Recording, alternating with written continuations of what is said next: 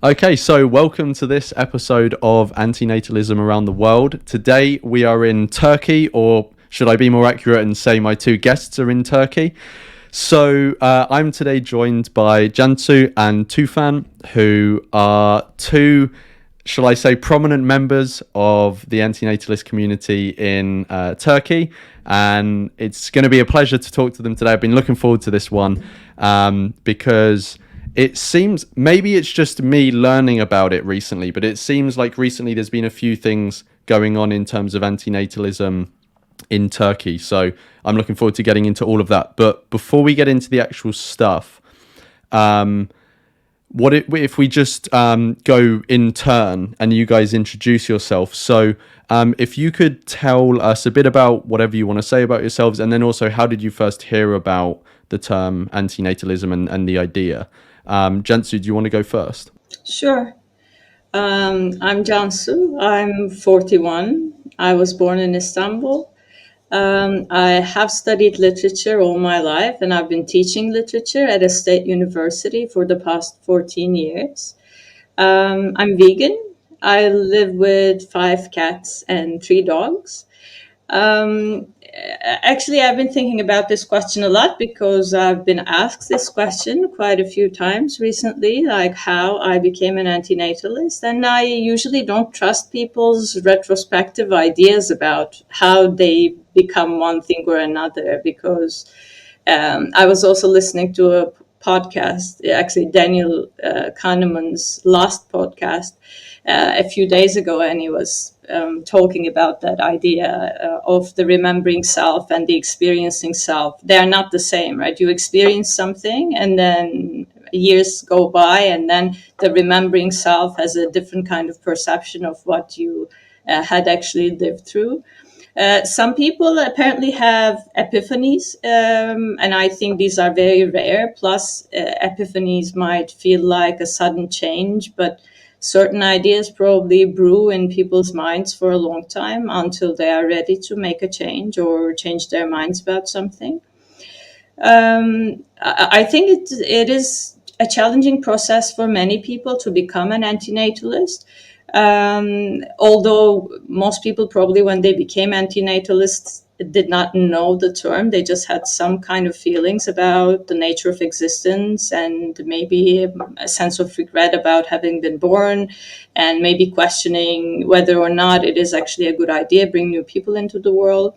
So the fact that we're born and the fact that we are brought to life by people whom we deeply love and are deeply attached to make it really hard for one to become an antinatalist, because you first have to accept that people are complex beings, that they are sometimes inconsistent, sometimes, the person you love the most might have done something to harm you. Um, Plus, in Turkey as well as everywhere else, I think you're not really exposed to these kinds of dissenting ideas, especially if you grow up in a traditional family. And antinatalism is radical even for a non-traditional family in Turkey, again, as well as everywhere else. So I certainly was not introduced to the idea by anyone when I was young. I think for me it was observing other people's pain and suffering and being exposed to news of pain and suffering of people in general through news media, because when I think back, I remember a lot of news stories about horrible things that were happening, particularly to individuals rather than to groups of people. I mean, I still try to avoid reading the news, especially if it's about a tragedy I cannot do anything about, if I can't have an impact on it. And most tragedies leave people helpless because the solution is hardly ever possible through the means of an individual. And even if it is, even if you can have an impact, there's no guarantee that those tragedies will not be repeated if there are no fundamental systemic changes. So a sense of helplessness, I guess, is something that I have felt from a very young age. But it certainly was not a traumatic personal experience because I did not have a major trauma during my childhood or my youth.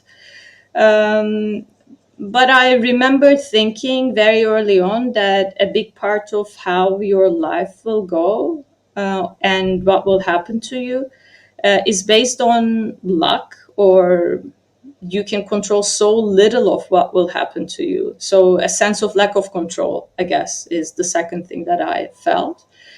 And it sounds a bit ironic, but also my love for life and my fear of losing life was also something that I always felt very deeply, and I still do. I mean, I don't think about it. It's not a daily, or it's not something I think every minute of every day. But it is triggered often, and I would not want anyone else facing that fear that I will always carry around.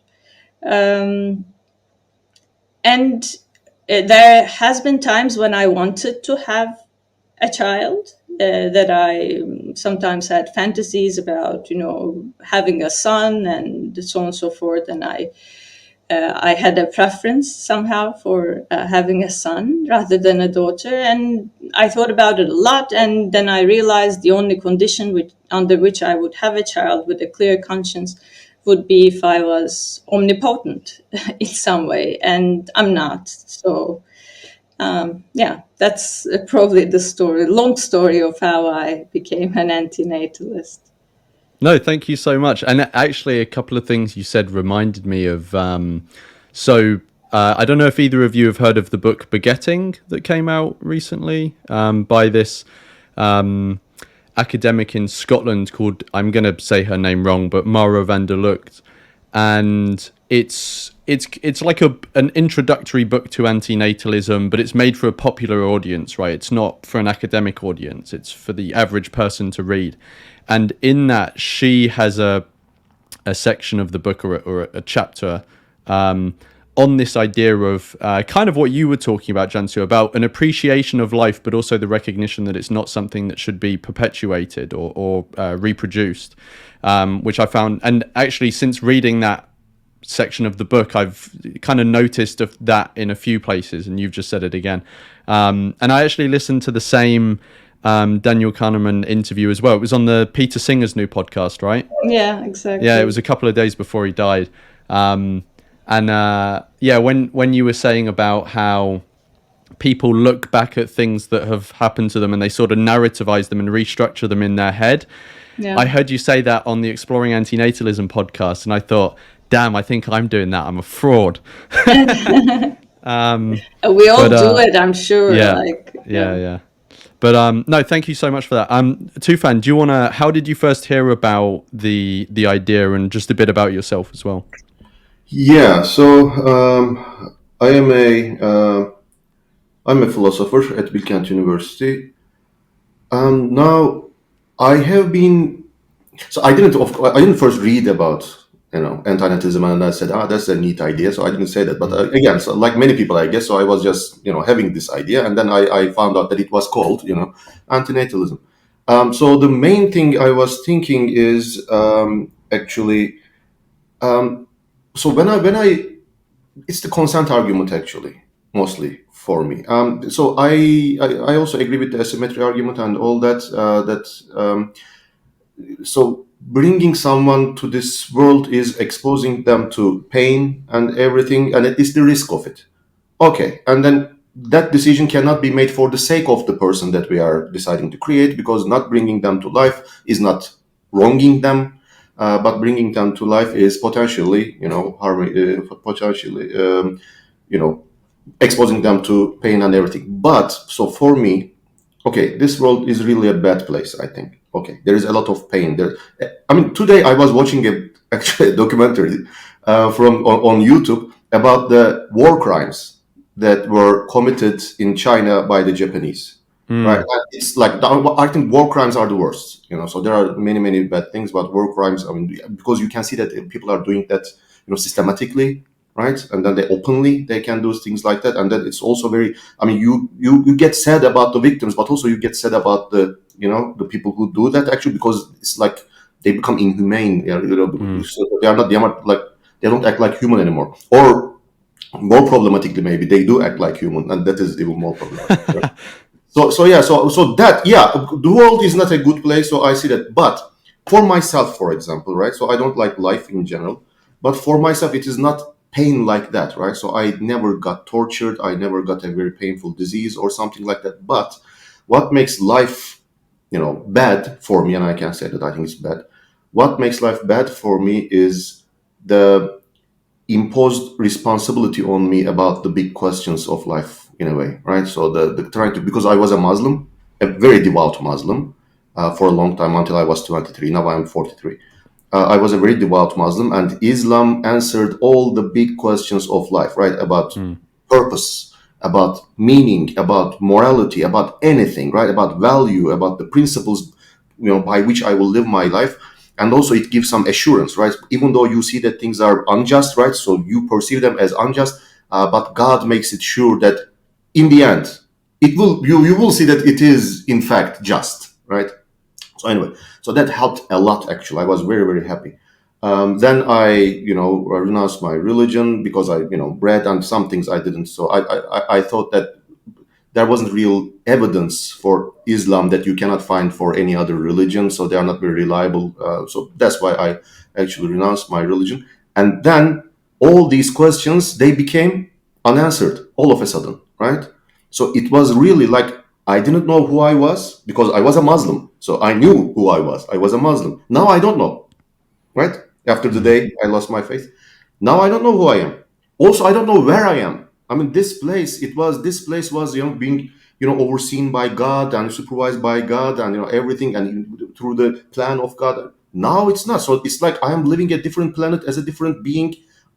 It was very traumatic for me actually. And now those questions, they need to be answered actually. So I tried to do that, and then I felt this obligation, this kind of responsibility, and it was huge, I think. So for me, this is this imposition. And also, for example, questions like this: there is a lot of pain in this world, a lot of injustice in this world. What should I do about it? Right? What can I do, and what should I do about it? This is a big, big question that needs to be answered. Actually, if you have a conscience, right?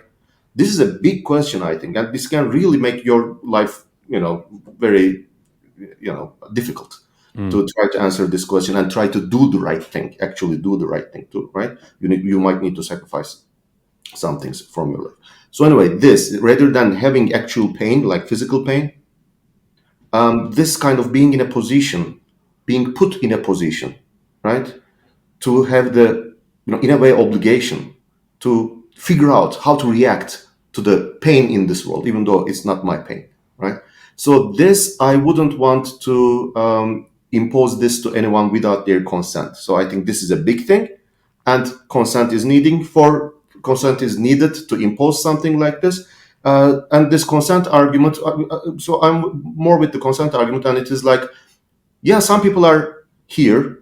Okay, some of us are okay with this. I mean, I am not killing myself. So even though I say this is a bad world and then this is imposed on me, and I'm saying since I am alive, so why not just try to grapple with this and then do the best as you can, because I will die anyway, right? So when I live, I try to do I try to do the best as much as I can, But the consent is something like this.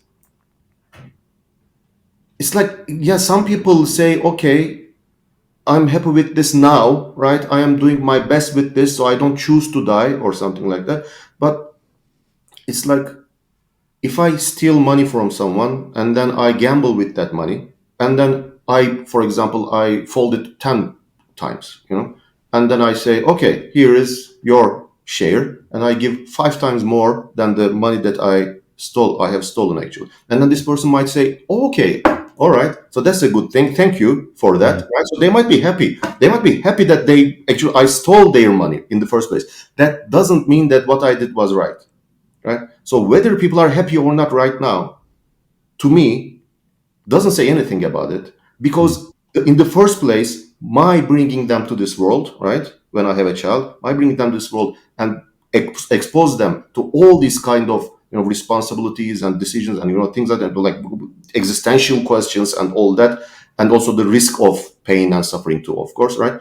That doesn't justify their being happy with it, doesn't justify, and many people are not happy, by the way, but even if they are, what I'm trying to say. So this consent argument, actually, I was thinking like this, and then I have seen that this is called the consent argument. This actually exists later. One thing I was thinking, though, and this is still something I'm thinking, would I press the red button kind of thing, right? So just that thing, that is still so, because a natural consequence of this, if everyone became antinatalists, then of course human race would be extinct.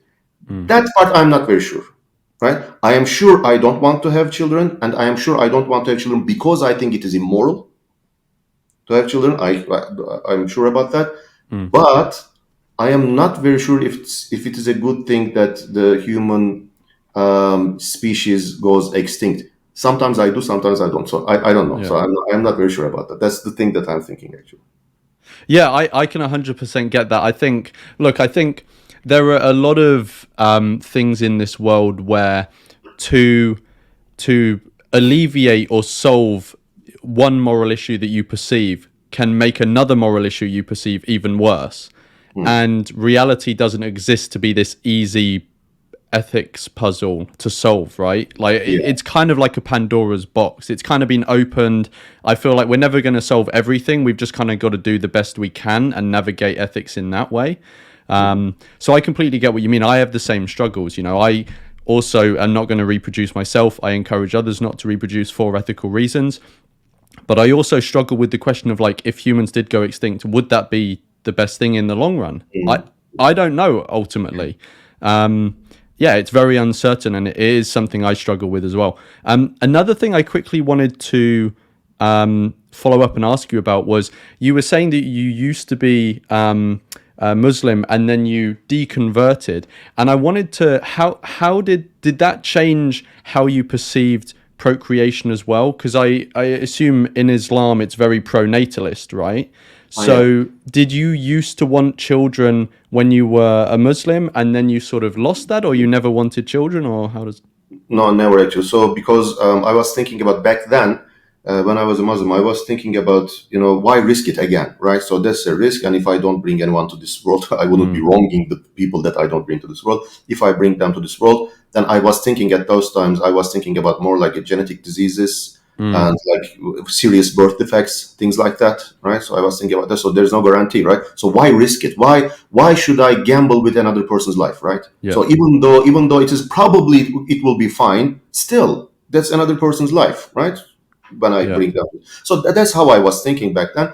And I wasn't a traditional Muslim, like the mainstream kind of Islam, because in mainstream Islam, okay, the Quran is the holy book, of course, right, of Islam, the primary source, but there's also Hadith, right? So Hadith are, the Muhammad's sayings and, reports about what he did. And the Hadith actually says more about, the Hadith is more pro-natalist, right? In the Hadith, you find those things. But I rejected those. So when I was a Muslim, I only believed in Quran, actually. So there is more like, so I don't know. So there are some people who do that. So it's not mainstream, not Sunni, for example. This kind of Islam is not Sunni Islam or Shia Islam. This is a different kind of. So just a big, actually.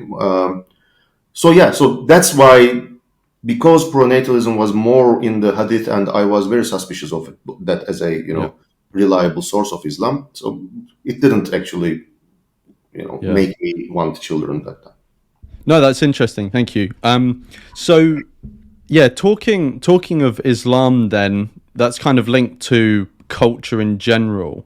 So what is the culture like in Turkey when it comes to discussing controversial ideas? Like, is it fairly easy to talk about antinatalism, or do you have to be kind of like sheltered about it? What is it like navigating controversial ideas in Turkish society? Cansu, do you want to go first? Yeah, sure. I just wanted to ask Tufan something about his answer. Would you rather not have lost your faith, Tufan? Because you said you were happy. Yeah. I actually, for after I lost my faith, And it wasn't because something bad happened to me, anything traumatic or something like that. It was just, reading the Quran and studying the Quran, and then something didn't make sense to me, actual person. So, but anyway, so I worked a lot to keep my faith, actually. And after I renounced my religion, I went back and kept reading Quran. Maybe I can find something that would, persuade me to go back, right? So yeah, definitely, I was much happier back then with the existence. I still think that a just God, right, existence of a just and omnibenevolent God is the best thing that can be. I mean, because all these things that are, that we see, all these injustices, they are not actually injustice. Even though I have no idea how can that be, Yeah. but my I'm a very limited being, Yeah. So yeah, I actually wanted, and I tried to become Muslim, but then when I went back and read the Quran, then of course now I am reading the Quran as a kafir, right, as an infidel. And now the things that the Quran says about the infidels, now they are saying about me, right? So that wasn't nice to read, Yeah. being threatened by hell and all those things, when I'm reading. So I tried to approach again, but the Quran didn't really invite me. Actually, in my psychology, in my mind. So yeah. So, but I still, if I could, when I was doing my PhD in Indiana University in the United States, I talked to Christians a lot, hoping that maybe they would, you know Convert you. yeah. I tried my best for them to convince me, actually, but no, it didn't happen yet. Yeah. Speaking of Turkey, Turkey is a really interesting place. And I think many people would attest to that. One realizes it, especially when one is exposed to other cultures for a long time. Like if you go and live somewhere else for a long time, I mean, you get a better idea about your culture, right? Now, when you look at it from the outside, Turkey is considered to be relatively intolerant and conservative. But there are times which the country can actually be very accommodating, tolerant, and progressive. This is true on a societal level and governmental level. It's a very interesting mixture. It is usually explained through this, the old idea of Turkey being torn between an autocratic and regressive past of the East and the progressive and liberal ideas of the West, which constitute the foundational principles of the republic that was founded in the early 20th century. Nowadays, though, the ability to voice controversial opinions seems to depend more on whether those opinions or positions are politicized and have become sensitive issues for a political party, a group of people, or mainly the ruling party. Like, for instance, you can freely speak about a topic, and then a few years pass by, and then suddenly that becomes a very hot topic and it becomes censored, and so you can't speak about it as freely as you used to earlier. So the context matters a lot. And it also depends on where you speak about certain things. You can speak about controversial topics in one setting, but in another setting, you might find yourself lynched on social media or literally lynched, maybe even. From my experience, I found it also matters how you speak about it. So it is a delicate balance between being non-judgmental and non-compromising at the same time. People's reaction to your right to have an opinion versus your opinion suggesting that they should change themselves or their behavior is very different. Of course, you can face intolerance for both. But under normal circumstances, I think speaking about antinatalism in Turkey is just like speaking about antinatalism anywhere else in the world. But nowadays, with the decreasing birth rates, globally, I think, but in Turkey, the issue is becoming more and more politicized. There have been persistent mentions of the subject through discourses about women, mostly. For instance, that a woman is not complete unless she becomes a mother, or through discourses about abortion, that it is morally unacceptable, that it is murder. Abortion is legal in Turkey, have always been legal in Turkey, but since Turkey had become more conservative in the past 20 or so years, apparently it has become harder to get an abortion at state hospitals. So these recently declining birth rates seem to be suddenly a very urgent political issue. And just very recently, maybe a week or so ago, the president actually said this actually took place after the Turkish Statistical Institution published the birth rates. And it turned out that they were in fast decline. And this is the lowest recorded birth rate in Turkish history. And he said this is an existential threat and a disaster. His claim is that the reason for this is because of a global attempt at what he calls agendering, like destroying the idea of gender Right. throughout the world. And he says mass media is constantly undermining the sanctity of family, and our familial values are being corrupted. And one of his targets was the LGBTQ plus community. So nowadays, it is a very charged and sensitive topic. I mean, usually, you can just talk about antinatalism anywhere, but I'm very curious to see what is going to happen now, like in the next few months, whether it will be as easy to speak about it as it used to be. Yeah. Yeah, it's kind of the same in the Anglosphere, at least in the UK and America. I mean, everyone is kind of aware of what's happening in America because it gets broadcasted everywhere. But yeah, there's been a rise in the prominence of child-free people, and at the same time a decline in birth rates, and that's really become like a conservative talking point.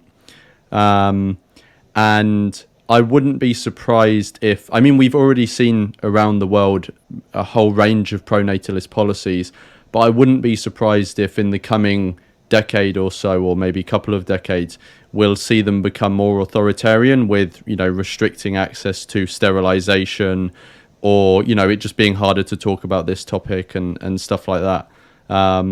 So yeah, it kind of sounds like the same is happening in Turkey from what you're saying. Yeah. Tufan, do you have anything to add to that about Turkish culture generally?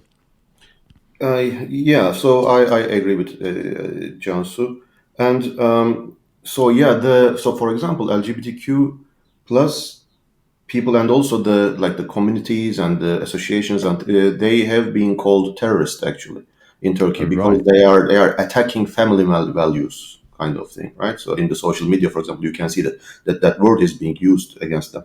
So it is a very, very touchy subject, very difficult to actually talk about those things openly. And people do, of course, but still there's a risk, right?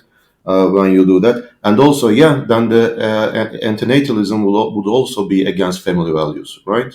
And those family values are, of course, mostly Islamic values.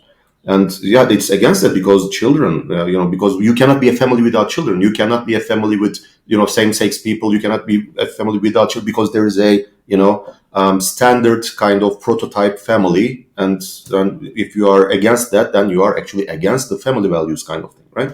So that is a very touchy subject, very difficult subject actually.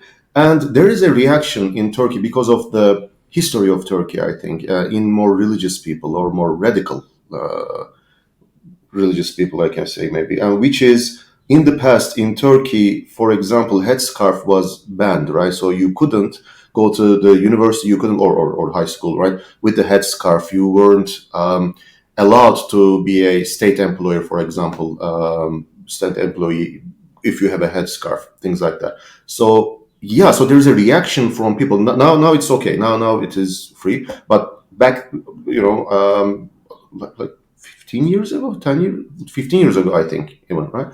So it was banned actually. So now people have a reaction, right? So when anyone says something that is seemingly against the religious values, then the reaction is, now you are from that camp, right? Right. And now you are trying to bring back the ban against our religious practice, right? You are trying to exclude us from, public sphere. And so, yeah, so there's that reaction. It is really, really difficult to manage actually this kind of reaction, because there are roots, historical roots for that. I don't think it is, justified, that kind of reaction, because there are many people who are actually, defending LGBTQ rights, for example, or other things, for the sake of freedom, actually, not, dominating other people. But yeah, so there is that too. There's a historical thing about this debate, which is, whoever has the power treats the other people in the wrong way, I think, right? So there is that actually. So thinking all this discussion in that context and trying to say, for example, things, antinatalist things, it's very difficult, I think, because whenever I say, so on the social media, for example, when I say something, I am called, so they say, they accuse me of trying to oppress them and bring back the headscarf Yeah. ban or something like that. So they are accusing me of being on that side. But yeah, but it's not. So I don't know. Yeah. No, it sounds like a very similar dynamic to what's happening in the UK and also in America as well. That if you espouse one particular opinion, you get lumped in with a sort of grouping. Yeah. So one really common one at the moment is if you're vegan or you're anti-natalist, you'll often just be called woke. I'm sure you guys have heard this term, Yeah. right? Like it's a very common term in the past couple of years, at least in the English speaking world, but I'm sure, in other countries, people have an equivalent word or they also use that word. And it's essentially like if you have any belief that criticizes the status quo in some way, you get called woke now. And it sounds like a similar kind of thing that you put forward one belief you have, which can be independent of any other political issue, but you get lumped in with this category of trying to oppress religious people in your example, or being woke or whatever. I also wanted to ask about Cansu. I've heard you mention elsewhere that there's been an increase in child-free people in Turkey, and there's like a discussion around that. Is there anything you can say about that, or have we kind of covered that sort of stuff already? Or do you have anything to add on that? We did partially cover it. It is, like Tufan said, it is a family-oriented culture, and the family-oriented is a very traditional definition.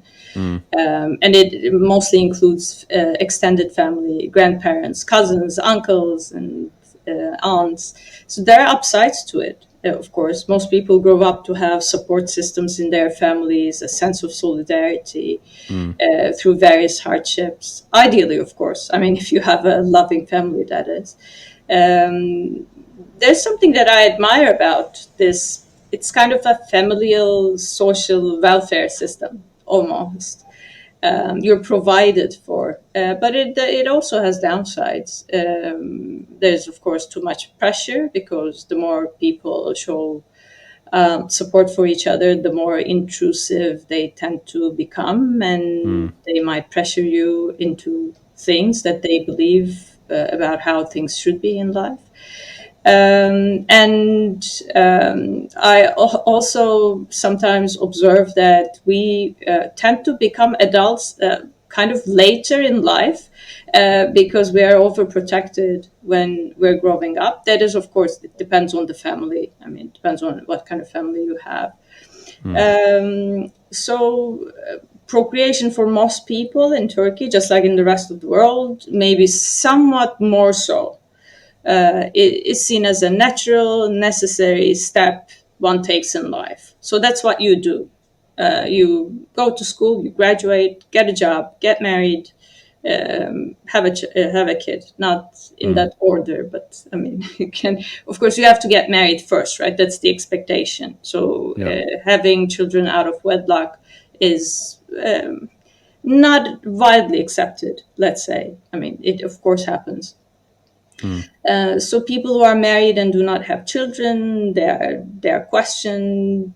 As I said, we don't seem to have very healthy personal health boundaries around here, because we ask people things like, "Why don't you have children? Is something wrong with you?" Or "When are you having children?" Because it is already accepted that you are going to Yeah. have children. They just ask you about the timing. People also urge each other to have children, especially if they are parents themselves. But yes, I mean, it is a very interesting time actually in Turkey, I think, because birth rates are in decline, and it might be because of the financial crises. It might be because of more accessible birth control methods, but I think it is about affordability, because it is becoming harder. There are also, yes, more women who are child free. There are a few works which I guess indicates an interest in the subject. The first one is actually a dissertation by a scholar called Pınar Eke. It is called Child Free by Choice as Women's Desires Change. So it is actually a collection of interviews with child-free women and about why they are child-free. And I think the overall purpose of the dissertation is to undermine the presumption that all women should want to have children. And we have two translations about child-free women. One is Amy Blackstone's Child Free by Choice. It was published by a major publishing house, so I'm thinking there must have been some interest in it. The other one is the humorous book. Maybe you have seen it. I think it was originally written in French. I'm not sure. Corinne Meyer's No Kid. I forgot the title, but it's like 40 reasons why not to have a kid, that kind of thing. And there are all kinds of funny reasons. But the thing is, all of the things that we've talked about, I mean, we are talking about them because there's nothing substantial to talk about that which is centered directly around antinatalism. Is it good that more people are remaining child-free? Of course it is, from an antinatalist perspective too. But they actually have nothing to do with antinatalism, because they are not centered around the interests of potential children. They're all Yeah. centered around, the self, their own choices, which is great. But yeah, so the answer to your question is it's the number of women are certainly increasing who remain child free, and it is spoken about much more often than it used to be earlier. So you mentioned about how, there are things going on, but none of it's really to do with antinatalism. So is there at all a antinatalist community or presence in Turkey at all? Or do you feel like there is potential for one if there isn't? I think Tufan certainly is much more qualified to answer this question, because he's a central figure in the small antinatalist community, which I was very recently introduced to actually. And also another friend and colleague of ours, Taner Beyter, who could not be here today. He's also very central. So yes, there's an antinatalist community in Turkey, a small one, but there is. There's an active. I think there are one or two active Facebook groups, a few YouTube channels. They do not all represent the same ethical ideas, but they're all centered around antinatalism. But I'll leave it to Tufan because he knows it much better. Yeah, actually, I don't see myself as a central figure in this, to be honest. But yeah, I'm friends with Taner, so maybe that would count. And so Taner Beyter, Öncül Analytic Philosophy Journal. So they have that, and he's one of the founders of it. And so they have a lot of stuff for very, very good stuff, actually. So they have translations of the more contemporary philosophical articles and things like that in Turkish. And also, Taner also gives talks about antinatalism, and and there are, I mean, people come, they are interested. Also, I am one of the founders of Ankara Bilim ve Felsefe Topluluğu in Turkish, Ankara Science and Philosophy Society. So actually, Cansu gave a talk for us about antinatalism, and again, people came. People were, I think, interested, right? And also, they liked the talk very much. By the way, we got very, very good feedback for that. People are interested, and so I'm sure so Cansu's translation, I think it's selling well, because people are, I think they find this an interesting topic, right? Whether they are antinatalists or not, this is a topic to actually be interested in. But the community itself, I am not very sure about the community. I am not sure if I can call it a community, actually. There are people. There are interested people, but when they form a community, what does it mean to be a community? I'm not very sure. So I cannot for certain say that there is a community that I know of. Maybe there is. Yeah. But what I do is for example, on social media, I share my thoughts about this. But so I don't have a book or article or anything about this, about antinatalism, actually, like an academic work on antinatalism, which I want, by the way, but not yet. But I do see people and I do hear also from Taner and other people too. People are interested. So there are definitely people who are interested in this, but I'm not sure if I can call them a community. And maybe that's because I don't know. Maybe there is, as I said. Yeah, I think that's the case in a lot of places, is that there's sort of like atomized individuals that are interested in the same thing and will maybe occasionally come to an event that's put on or something like that. But then they go back and they're still atomized after that. There's no sort of cohesive community where people have, meaningful relationships with each other, or, they organize things together and stuff like that. So I think that's the case in a lot of places. Like, there's some places that have rudimentary communities, like in the UK, or specifically in London, we have like a small sort of budding community, where we have social events and sometimes do activism and stuff. But yeah, for most places, it sounds more like in Turkey where there are interested people. But I mean, it sounds like there's potential for a community to arise. I think there is potential, but I think it would be hard to have like an association, like a legal kind of, institutional association for antinatalism, because we had, for example, in Turkey, and actually then it became two, but for atheism, for example, atheists association, and they had a very hard time, actually. So this, I mean, if you have something like this to form a community, more like a legal kind of association, then it might be perceived as this is something against motherhood, which is a very central thing in Turkish culture, not only Islamic culture but also in Turkish culture. Right? Motherhood is sacred. Motherhood is very, very important, and this is actually against motherhood, right? So antinatalism can be perceived as against mothers rather than the idea of giving birth, but against the people who already have children. That is not good. Being perceived like that, because now you are going after people's mothers, which you shouldn't do, right? So so that's why I think, like Cansu said, how you put it is very, very important, right? So how you phrase it is very, very important. How you present the idea is very, very important. It is not about the people who already have children. It is about people who are thinking about whether they should have children or not, right? So that kind of an approach maybe. So, but this I think requires very good, very kind of fine thinking. If anyone wants to form a community, like plant the seeds for a community, actual community. About this, they should be very careful about this, because this is a minefield actually, right? Yeah. So you should be very careful where you step. Yeah. You also while you were talking, sort of touched on a few other things I wanted to go over. So one of the things, and I'm going to butcher the name, so I apologize for any Turkish that I just say in an awful way. But it was a magazine that you said Taner helped found. Uncle? Öncül. Öncül. Öncül. Unjul. Okay, Means Unjul. premise, actually, like the premises of the argument. Right. Okay, Yeah. cool. Yeah. Okay, that makes sense.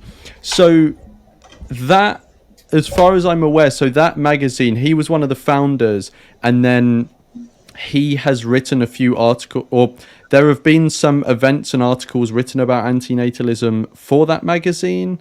There are some translations there, and they did some events. For example, when we went with Cansu, and then Taner also gave some talks about Yep. it under the banner of Öncül magazine. Yeah. And do you know how that, I mean, Jansu, maybe, you can say some as well, like, how do those events tend to go? Like, what do you know what the sort of people are that come to them, and how's the reaction of people? They're just genuinely interested, or do you get a lot of people come and, give a lot of arguments back, or how are they received? I actually only watched the ones online and physically attended my own because I hadn't known about them before. See, that's why I'm saying we were very recently introduced to each other too. But Taner, it turns out, I actually was aware of his review of Better Never to Have Been because he reviewed it again on the same web page of the journal that he helped found. But he's quite the pioneer, actually, in popularizing this idea in Turkey. He translated many articles on antinatalism, which are published in the journal. He gave workshops or talks. He joined debates, which are kind of fascinating, against pronatalists and against, I think, religious scholars, right, theologians. He also wrote about it. He also wrote about his own personal take on antinatalism. He's also interested in euthanasia and animal ethics too. So yeah, I mean, I think he's the person who has organized or attended the highest number of events about antinatalism in Turkey. Certainly, I mean, I don't know of any any event about antinatalism that Taner was not a part of. I mean, at the least he would be a guest, right? I mean, at the very least. So yeah. That was the order. Yeah, we also had a talk, but that was in Turkish on YouTube on his Öncül Journal channel, and I was also invited by the society that Tufan mentioned. He's also part of that society, along with other colleagues of his. And yeah, that was also a very pleasant event. It was well attended. There's a great community in Ankara of people interested and well versed in philosophy. Tufan is right. I mean, we can't call the antinatalist people a community yet because there's no network yet of those people. But people know of one another. And they invite each other to their channel. So that is what they do at this point. But it might evolve into an unofficial kind of community. And that event, I mean, they were really interested in philosophy, and some of the questions they asked after the talk was kind of above me, frankly, and Tufan helped me. It was quite nice. Yeah, I tried to. I did reach out to Taner to try and get him on and join us, but he wasn't able to make it. Maybe in the future I'll be able to touch base with him and I can have him on separately. I think Cansu mentioned that Taner is also interested in euthanasia and animal ethics. And correct me if I'm getting any of this wrong, but I think he last year released the first book in a planned series, I think. And this book was on euthanasia, and you edited it, right, Tufan? Can you tell us a bit about that? Sure. So that is actually. Do I have the book here? I can't see it. Anyway, yeah, there's a book, but it exists. And yeah, so we have a with Akademim Publishing House. Taner and I, we are the editors of the series, which we call the Çözümleyici Felsefe, which is analytic philosophy in Turkish, actually. So that's the series, and then we had, the how can I say, the limits of science. I think there is one book, and then euthanasia, the right to have, what's called the Assistance in dying. Yeah, the onurlu ölüm in Turkish, but I don't know how you say it in Dying with dignity. Right, yes. Right, yeah. That's the subtitle. Yeah, I am writing a book for that about philosophy of mind right now, and also we have a plan to have an antinatalism book. So these are not translations; that were the actual books. Antinatalism, Taner and I want to write it actually together about antinatalism. These are like introductory books. Yeah. So he did that, and also I was the editor for his book.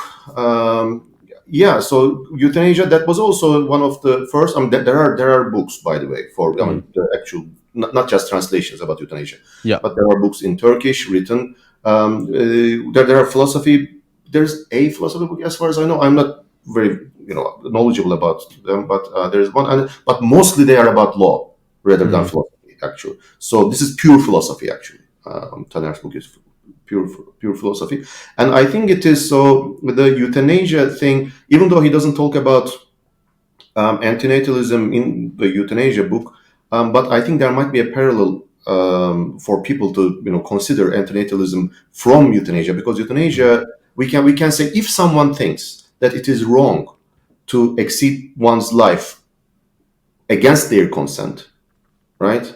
So then again, as I said, the consent argument is the most powerful argument, I think. So maybe there might be a step from that to think that giving life without their consent is also as problematic, right? So against consent or without consent, right? Of course, there is one question. You cannot have consent, right? You cannot ask for consent if the person does, but doesn't matter, because then you are creating the person who you should have asked consent to, right?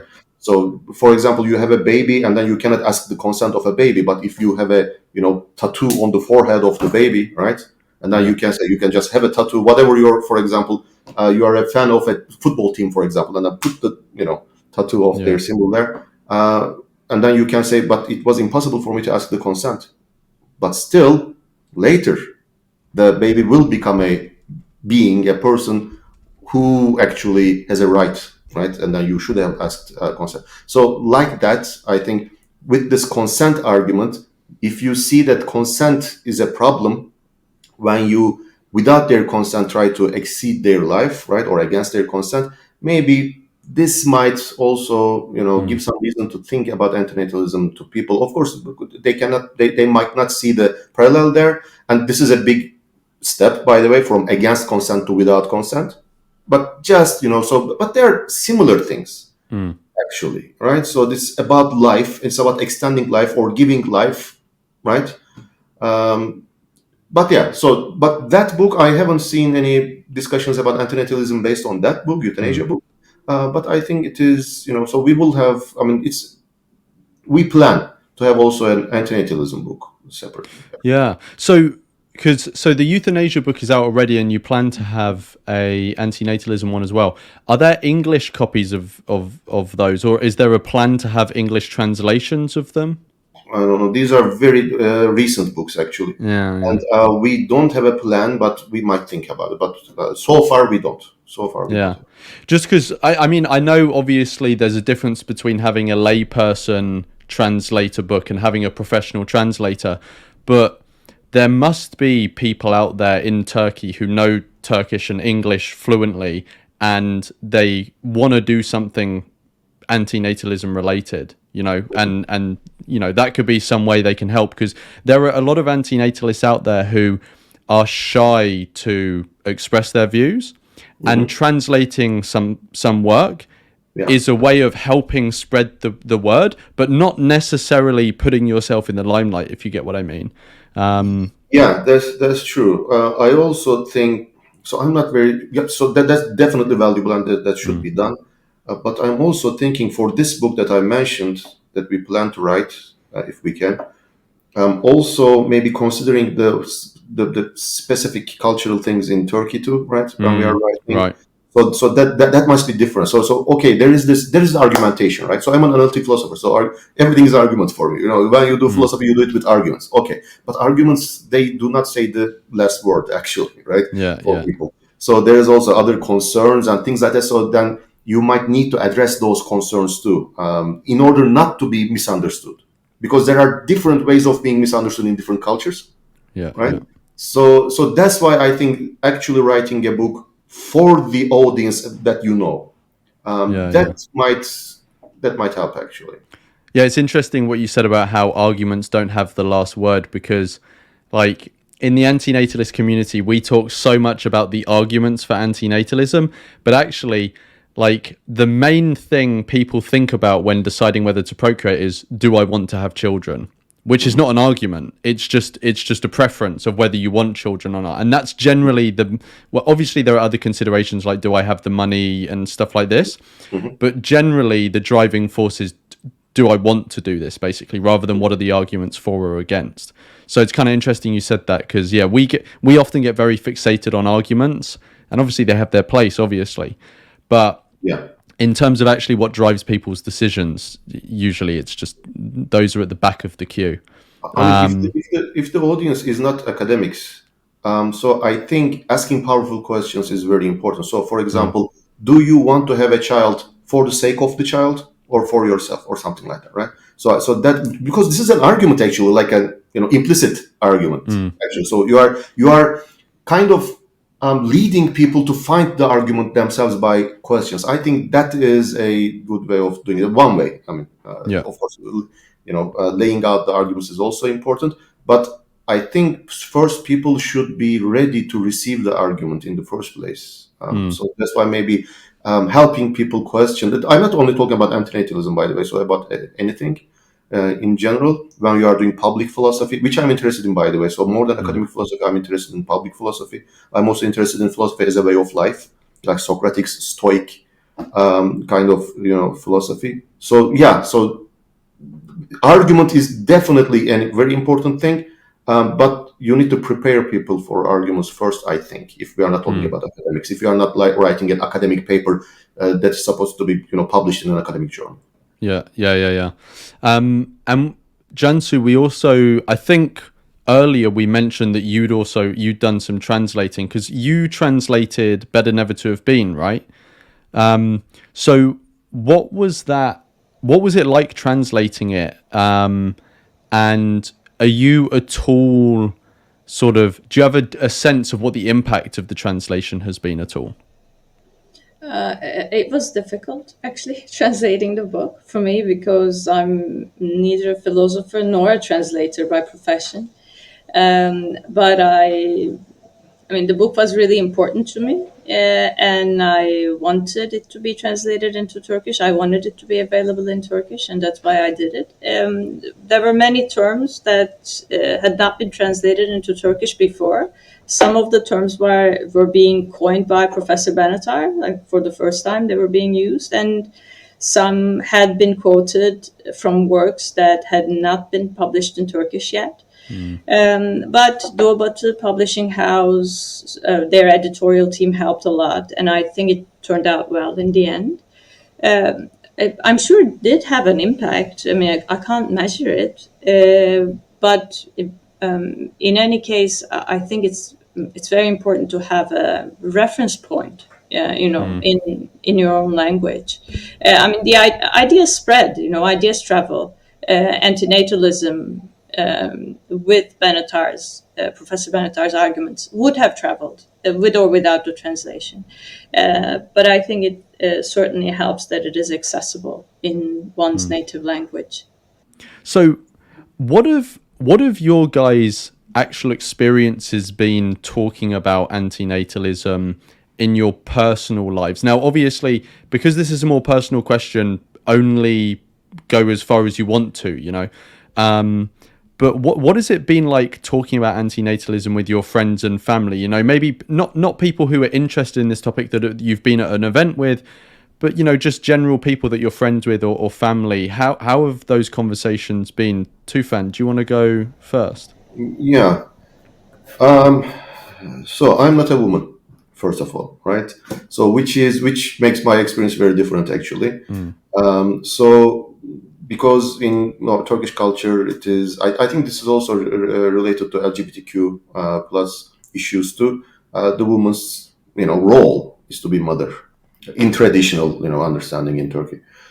So that will be different. So for me, it wasn't that serious, but still, for example, from my own family, from my parents, of course, especially from my mother, there's a pressure on me to have children, because she wants grandchildren, but she Mm. already has two, actually. I guess she wants more. So I don't know. So from my brother, actually, my brother has two. Yeah, so there's that, personally, so there is that pressure. But also, so for example, I mean, when I talk to people about antinatalism, to my friends, for example, I mean, it's never like, "What are you talking about?" or something like that. So people understand this, right? So because because you choose your friends, Mm. so my friends are the people to whom I can talk actually about Yeah. this stuff. So they are open to this. We can talk about it. Some of my students, we talk about this. Some of my students bring actually very interesting objections to antinatalism, so we have some philosophical discussion about antinatalism with some of my students, and also my friends. One thing, though, personally, again, which is a little bit difficult for me, is when a friend has a child. When they, so for example, I had a student actually whom I was in her also wedding too, and then she had a baby, and she knows that I'm an antinatalist, and Mm. then she sends the picture of the baby, and very cute, and the cheeks and everything, so I see that, okay, all right. So then I mean, we talked, and then it's like, it's very difficult, I think, that kind of a conversation. So I'm happy for her, but also morally I am against having children.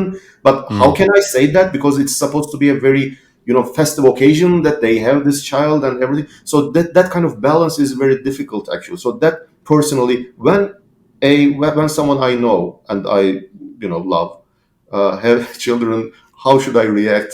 That balance is difficult for me if they know that I'm an antenatalist. Mm.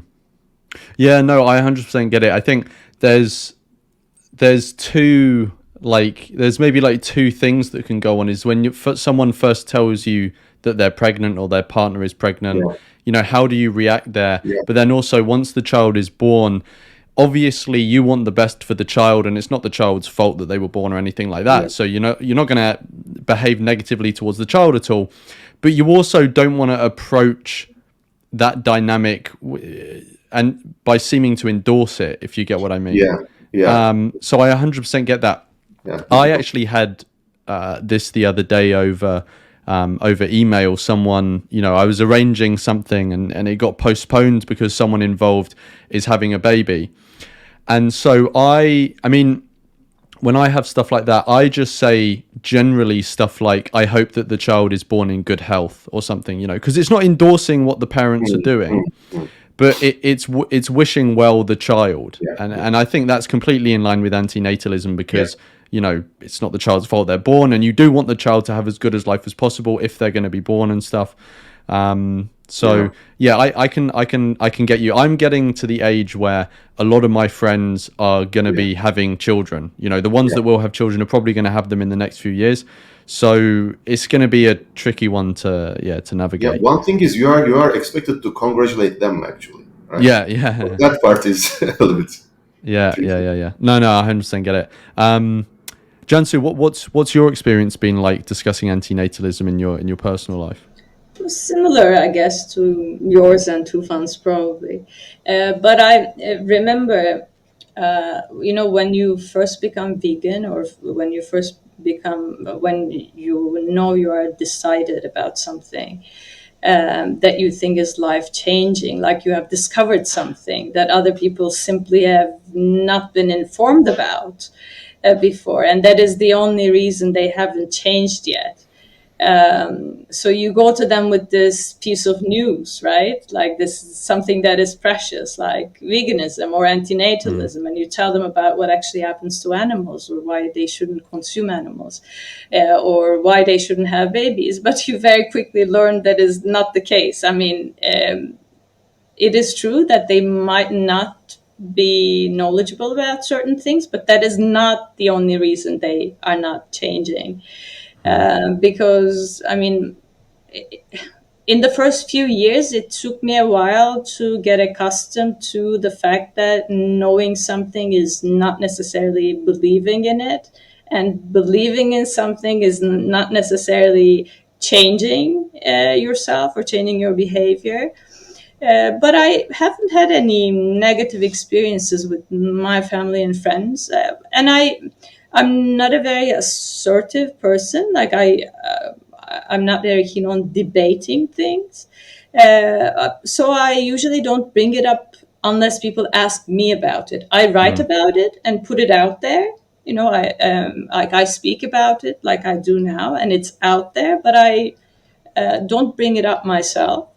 I, of course, it's hard not to be judgmental sometimes, of, you know, your loved ones. Like, you love people, and you try to think, well, I probably have inconsistencies too. Maybe I also create some unintentional harm without meaning to. But I secretly sometimes am judging people, because harming others intentionally, be it people or animals, it just makes me very angry sometimes, and it just makes me very frustrated. I think I realized the best way is to simply existing as an antinatalist has been more effective than debating people, like bring it up myself or trying to convince people. Because, I mean, I don't want to say set an example, because I don't mean that I example as in superior or didactic, but just being there as a sample, let's say, as a sample of a vegan antinatalist, and someone who might break down some of the stereotypes or prejudices that people have. For instance, I did want to have children, for instance. I mean, this is kind of exceptional, but it might not have been. It doesn't really matter. I think it's good for people to be exposed to variety in all things, to become more tolerant. And yeah, so no negative experiences. But I mean, if I had been more assertive, I might have had negative experiences, I think, in certain settings. I think growing up in conservative cultures teaches you about self-censorship. You can read rooms, and you can, you know what to say and what not to say, most of the time, that is, of course. Yeah. Has antinatalism been spoken about or appeared in Turkish media at all, like radio, newspapers, TV, anything like that? Are you aware of anything, like, has it ever been featured on the news or anything like this? I don't remember. Not on the news, but Better Never to Have Been has been reviewed a few times. One Oh, by nice. Taner, we mentioned it was featured in BBC Turkey, Oh, the nice. online version, and another major Turkish newspaper. There was actually one very interesting article published in a radical Islamist newspaper by a famous journalist, Yeni Akit Tufan, by Abdurrahman Dilipak, by the way, in 2019. And the article is called From Pronatalism to Antinatalism. And it's very aggressive, and it's very conspiratorial. He refers to what he calls a global deep state. I don't know if that makes sense to you. Yeah, Deep yeah, yeah. state. There's, yeah, Yeah, yeah. yeah. And the aim of this deep state is to destroy human population through terrorism, biological weapons, war, and the media by undermining their familial values, so on and so Yeah. forth, and corrupting people. This author, this Islamist author, is saying like they are now creating humanoid prostitutes, and this is only because they don't want people to have children anymore. And so, I mean, you can imagine all kinds of like ridiculous conspiracy theories. He also quotes from the hadith that Tufan also mentioned. He actually says, and maybe, I mean, you would certainly know it better, but rizq should not be rejected. Like rizq is sort of like a livelihood. Like a baby is believed to be born with the rizq, like with the livelihood. So the baby brings its own livelihood with it. So you don't have to think about it. So the implication here is that financial concerns should not deter you from having children. So, I mean, it would be funny, the article, if it wasn't so serious. I mean, it is very serious, very threatening. Um, and I actually expect more of these attitudes as antinatalism becomes more widespread and is taken more seriously. I mean, they won't like it. I mean, Islamists and conservatives will not like it, and they will start writing about it and call antinatalists all sorts of things. Yeah, so that's pretty much it. I mean, I also check sometimes, you know, when I Google it, like antinatalism in Turkish, to look at the news and see if there's anything. But that's all I know of. It's kind of similar to a sort of trend that's happening in the Anglophone world as well, because there's kind of this new, it tends to be with more like conservative leaning people, this idea that antinatalism is part of like a new world order. I don't know if you guys have heard this phrase, and it's part of like the World Economic Forum, and there's a depopulation agenda, and the term antinatalism is being used essentially to mean that narrative that's being pushed by those, you know, organizations or people to try and get people to have less children, to demoralize people. And so when you talk about antinatalism, and that's obviously, their accusation isn't even at the philosophy, it's something else. But because it shares the same word, when you talk about, or I found that depending on the person, when you talk about antinatalism, the philosophy, it can get lumped in with that. And so you'll start talking about the philosophy, and they think that you're some mouthpiece for, the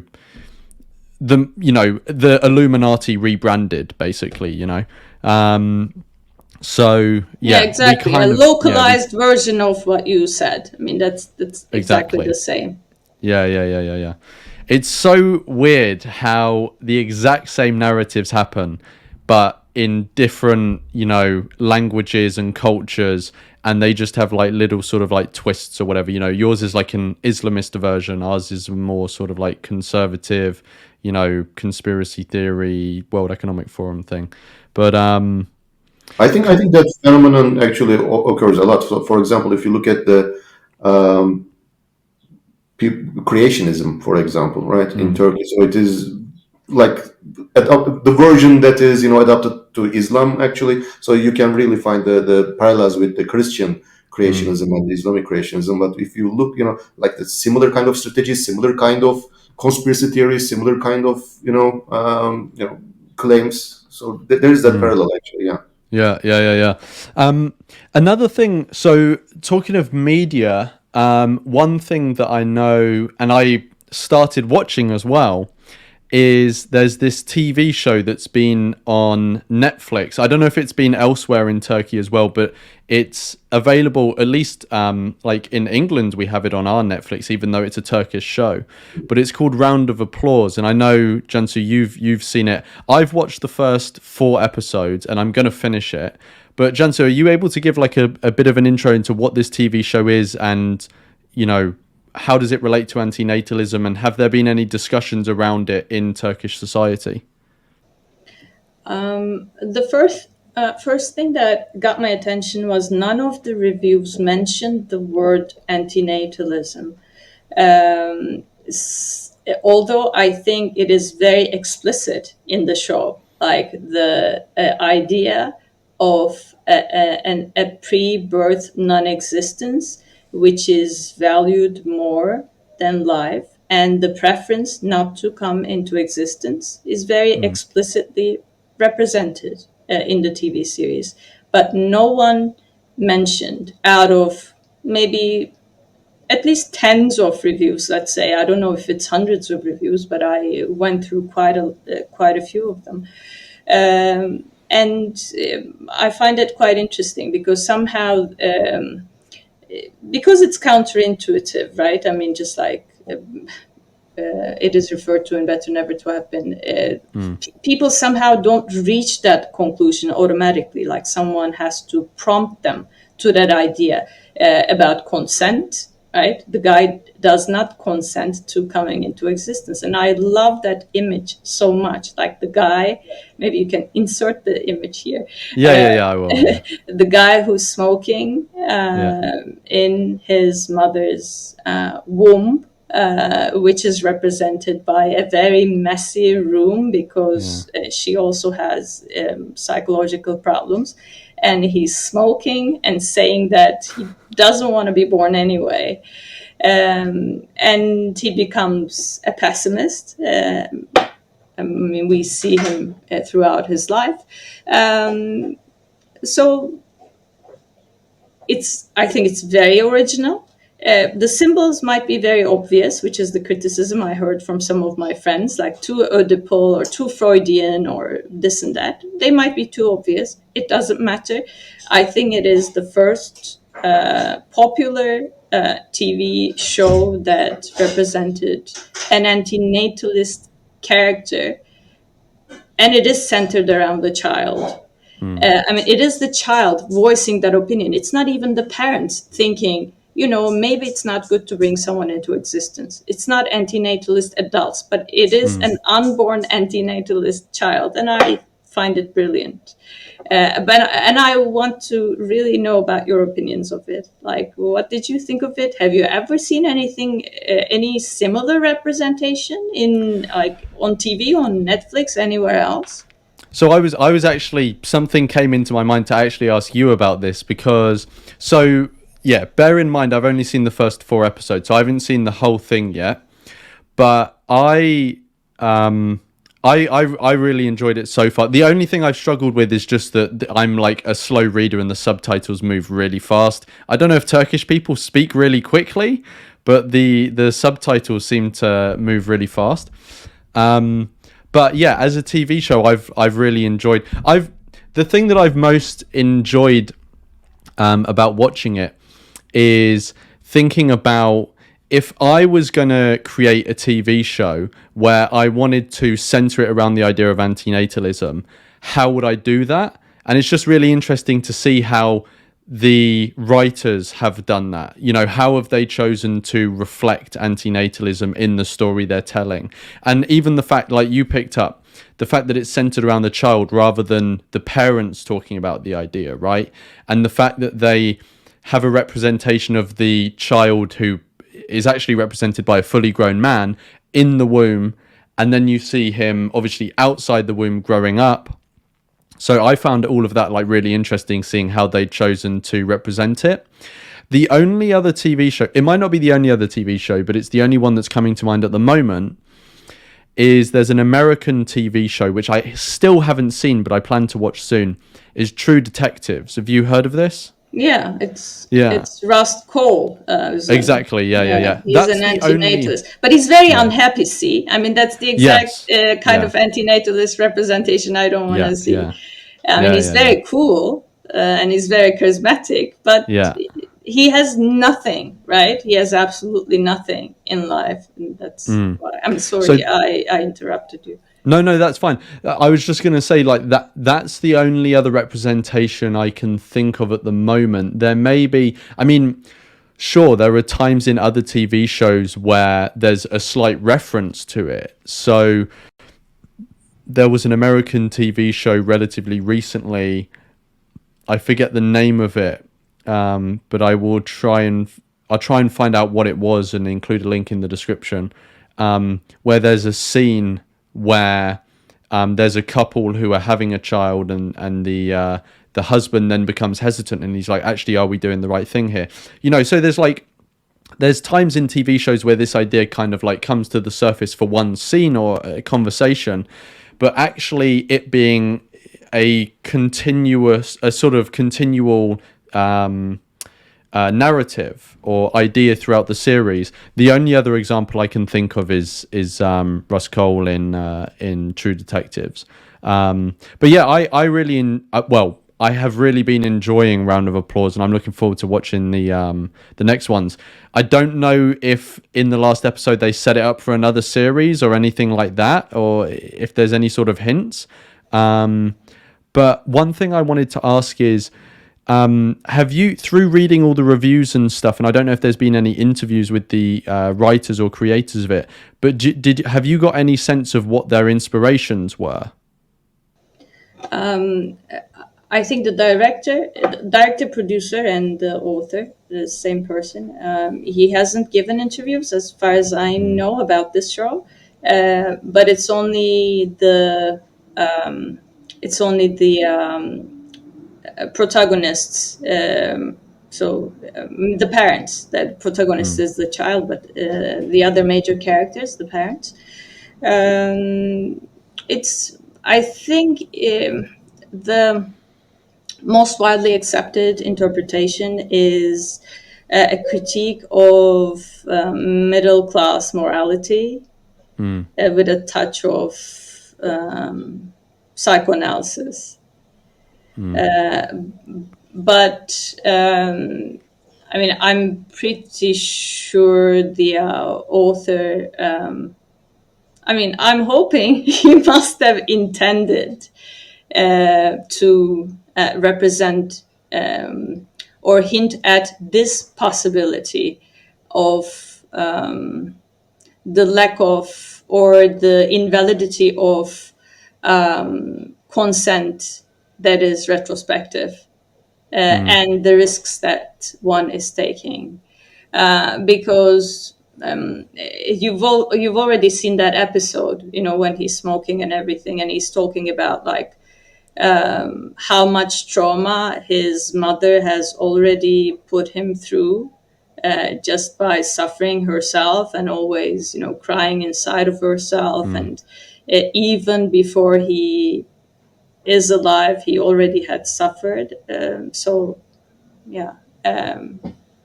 Maybe antinatalism might not be central, but I haven't seen a more explicit representation visually, at least. I've seen it in literature, but not visually. Yeah. Tufan, do you have anything to add on that, or have you seen the series? Yeah, I haven't seen the series, but there is one thing, the Rust Cole character, and then so that kind of representation of an artist, like nihilistic.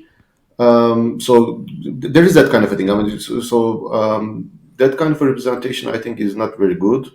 You need to be a nihilist in order to be an antinatalist kind of thing. Because for me, actually, being an antinatalist has the opposite kind of effect. Because when I look at people, I see victims, right? Because they have been brought to this world, so they are victims. Like we are all victims. So actually, that creates sympathy in me for people, right? So it's like in my eyes, people are all like they're thrown into a sea, and then they don't know how to swim, and that they are just doing this, and then they try to they try to float, they try to not to drown actually. And then with some of us, when we are doing that, we might hit other people, right? When we are doing that. So even the bad people, what I'm saying, right? Even the bad people didn't choose to come to this world, right? Even they are struggling because it is a very, very difficult thing to exist, actually, because of the reason I said that there is suffering and pain. There is also the huge, I think, responsibility to answer some questions and determine your way how to live and on things like that. Some people do that. Of course, we need to protect other people to be harmed from those people who punch others when they're trying to, not to drown.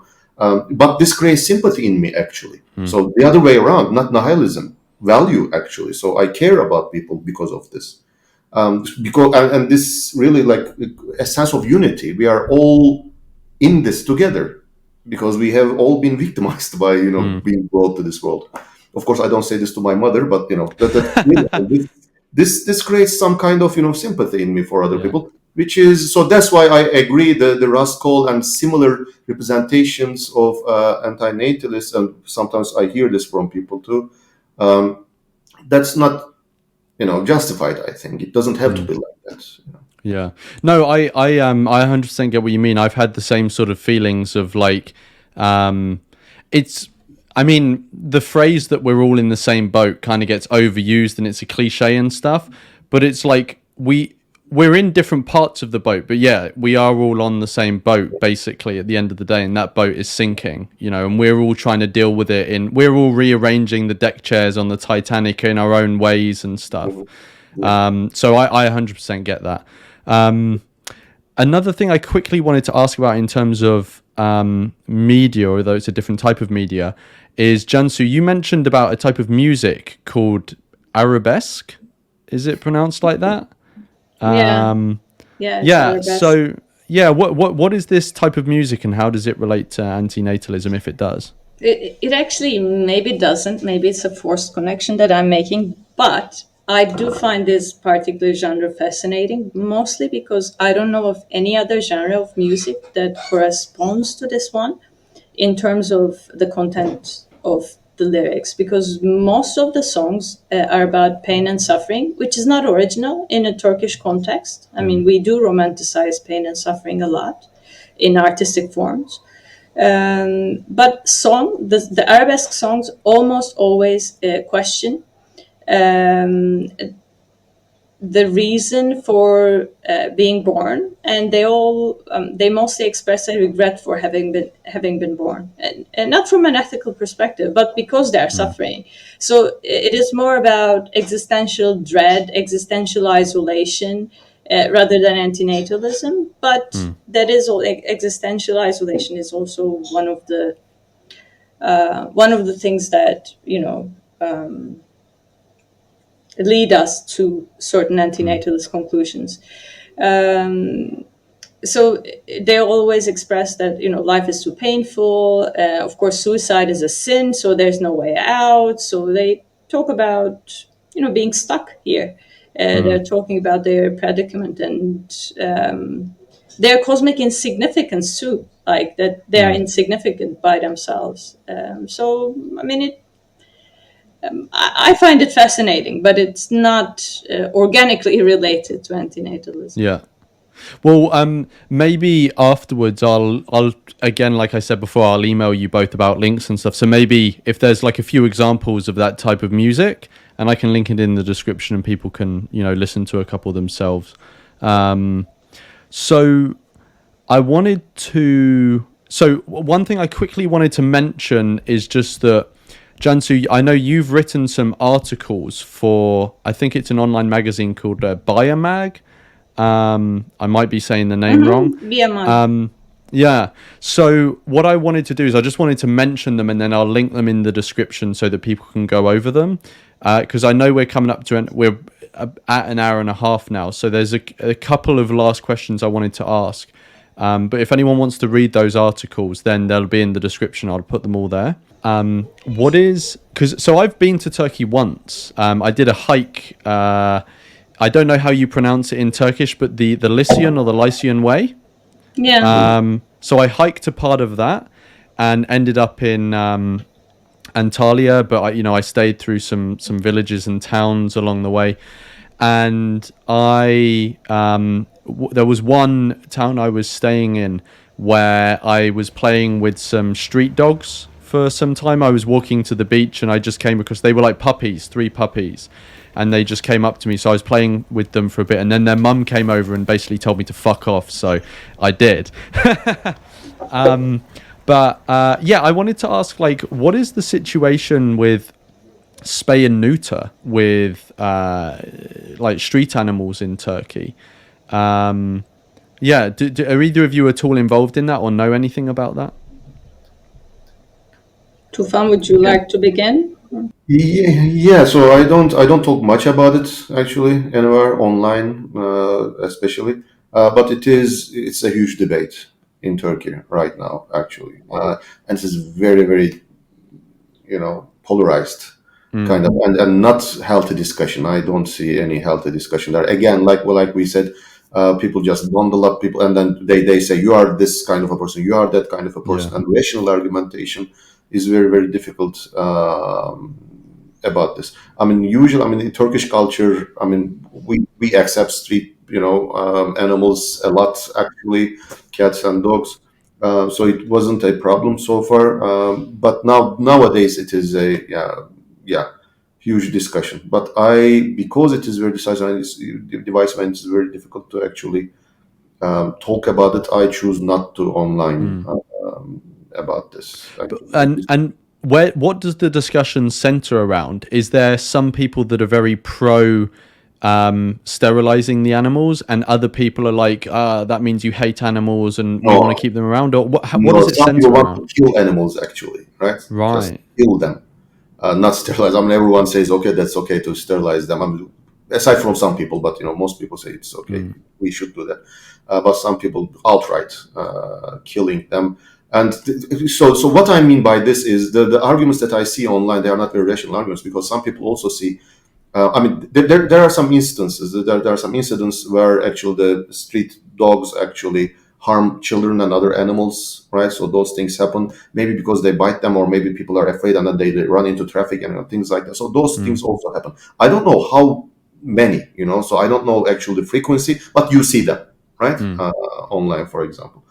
So then, of course, there are some people say, okay, we need to, protect people from the animals. But of course, when they say that they go go to genocide, just killing all the animals, or Mm. things like that. But on the other hand, there is a problem seemingly. Again, so I don't know really the numbers, but seemingly there is actually a problem, like a safety problem for people.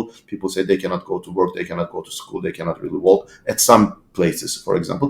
So something needs to be done, but we need a rational discussion about this.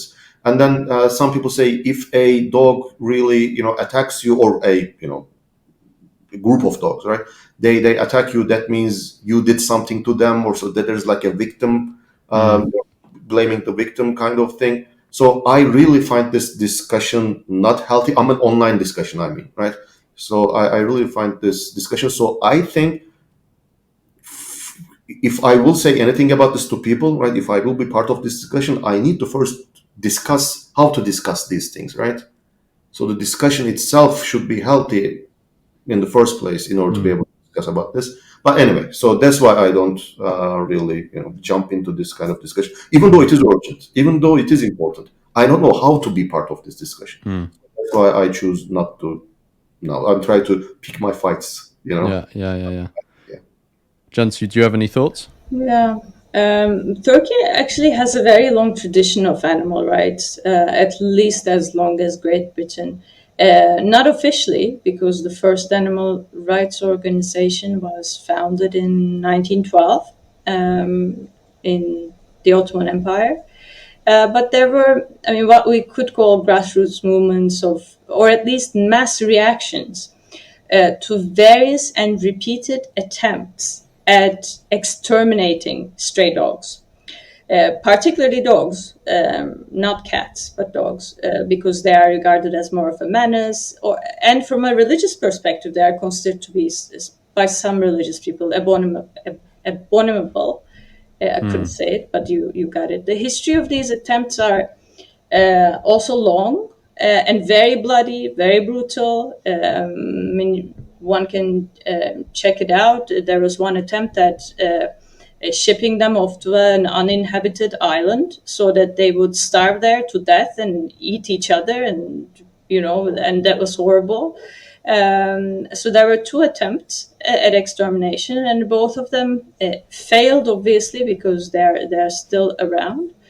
Um, our first proper animal protection law was accepted in 2004. So officially, dogs have been spayed, neutered, and vaccinated against rabies since 2004. the discussion is this: should they be allowed to live on the streets after they are neutered, spayed and neutered, or should they be locked up in shelters? If they're adopted, so that was the first proposal, the recent proposal. Should they be kept in the shelters, which are, by the way, in horrible condition, and killed after 30 days if they are not adopted? Or should they be released back into the streets that they have lived in for all their lives, basically? If these spaying and neutering policies had been enacted efficiently, the stray dog population would have been well under control by now, since 2004, because the average life of a stray dog, I don't know about it in Turkey, but I know in India, it's female dogs, neutered female dogs, average lifespan is 5 years. So basically, like, it has been 19 years since the municipalities had to spay and neuter them and release them back to their streets. So every few years, the government, probably because of the pressure coming from members of the public, like the ones Tufan also referred to,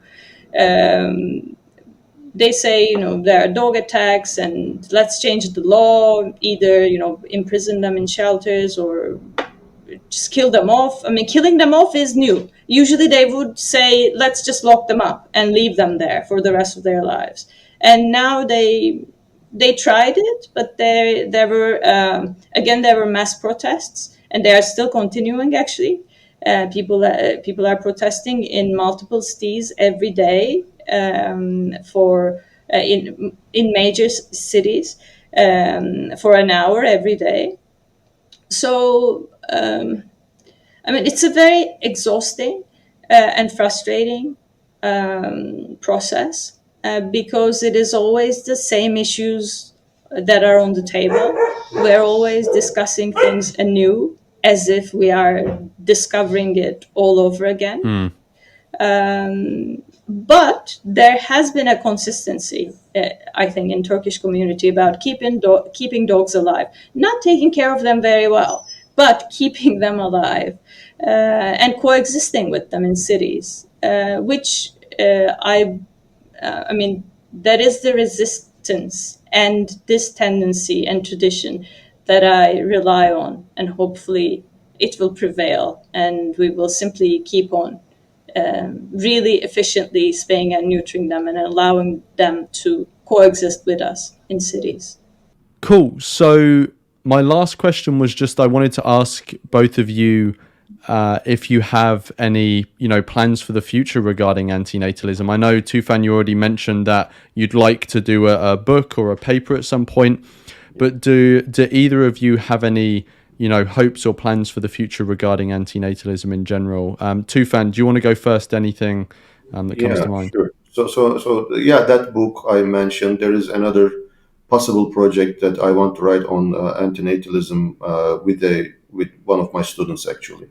Now she graduated, she was an undergrad, now she will go to Central European University for a master's degree in philosophy. So that too. So mostly I think about the antinatalism. I want to write some stuff, actually.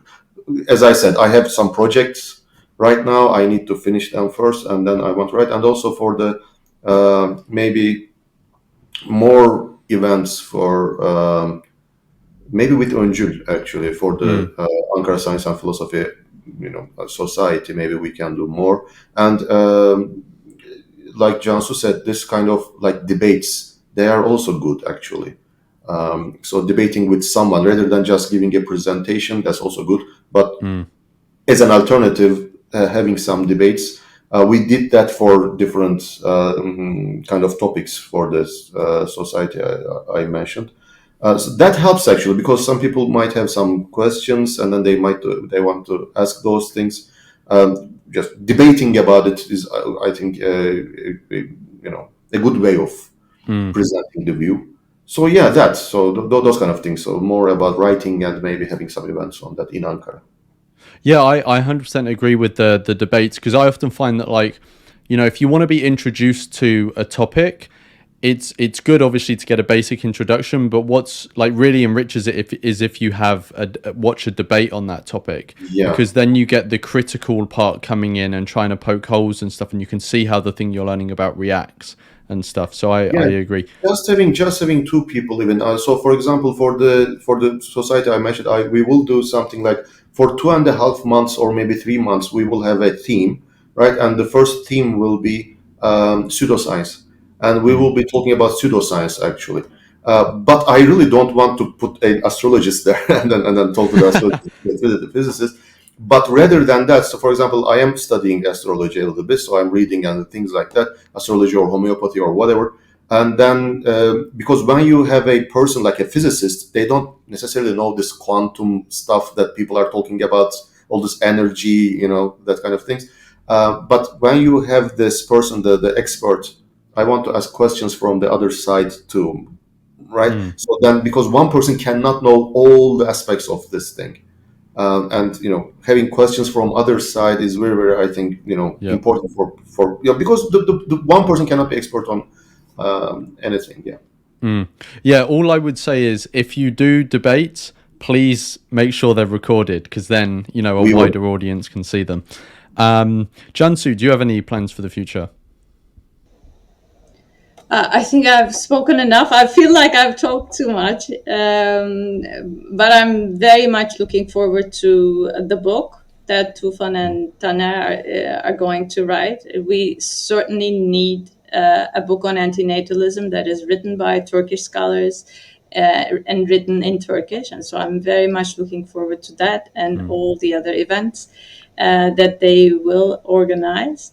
I will simply continue writing and speaking about antinatalism and veganism. We'll make the best of it, right? The rest of we'll make the best of the rest. Yeah. Well, I just want to say thank you so much for giving up your time and coming here and sharing this with me and everyone who's watching. And yeah, it sounds like good stuff is going on in Turkey. Good stuff is going to continue going on, and I'm happy to hear about it. And hopefully one day I will be able to return to Turkey and attend one of the events. But That would be thank nice. you. Yeah, no. One, I would want to attend just because I would want to attend. But also, I think the antinatalist sort of community, in inverted commas, because it's kind of like a pseudo community at the moment, is at a stage where there are people starting to take the initiative and start doing things, right, and organizing things. And I think it's really good for us to support each other, in those endeavors, because it is a really important idea that can contribute a lot to a range of issues and topics. And yeah, it's also becoming a more politicized topic as well. So it's going to get more opposition. So I think the more support we can provide to each other, the better. But yeah, thank you so much for both coming on. I'll put all the links to everything in the description. I'll reach out to you guys to find whatever links I'm missing. But thank you so much for taking the time. Thank you for having us.